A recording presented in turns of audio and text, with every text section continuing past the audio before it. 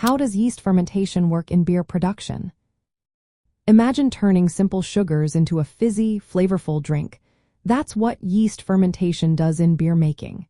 It's a natural process where tiny fungi called yeast transform sugars into alcohol and carbon dioxide.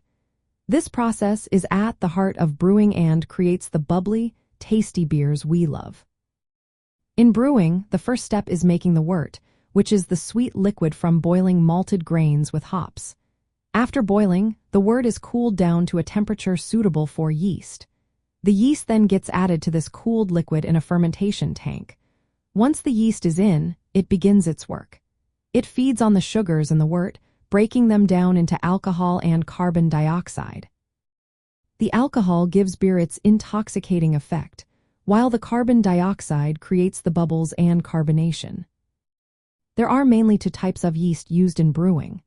One is called Saccharomyces cerevisiae, which is used for making ales. The other is Saccharomyces pastorianus, used for lagers. Each type of yeast has its own preferred temperature range and flavor profile.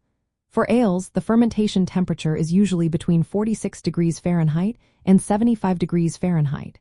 For lagers, it is cooler, around 48 degrees Fahrenheit to 55 degrees Fahrenheit.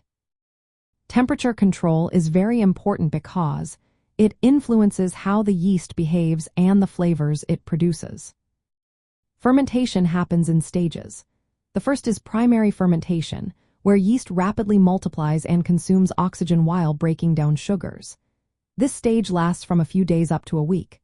The temperature during this phase is carefully maintained to ensure the yeast works efficiently. After that, the beer enters secondary fermentation.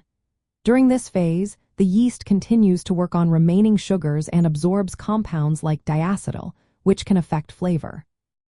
The temperature is often lowered slightly to help complete fermentation and develop the beer's taste. Finally, the yeast enters a stationary phase. The yeast growth slows down, and the beer begins to clarify.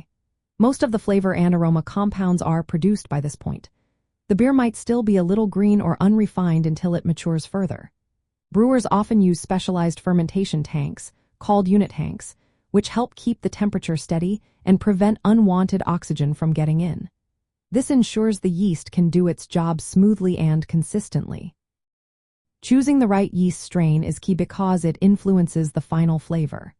Some strains produce fruity or spicy notes, while others give a clean, crisp taste.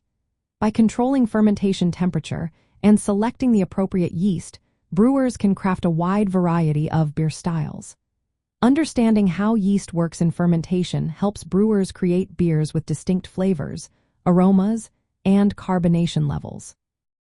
It's a fascinating process that turns simple ingredients into a complex, enjoyable drink.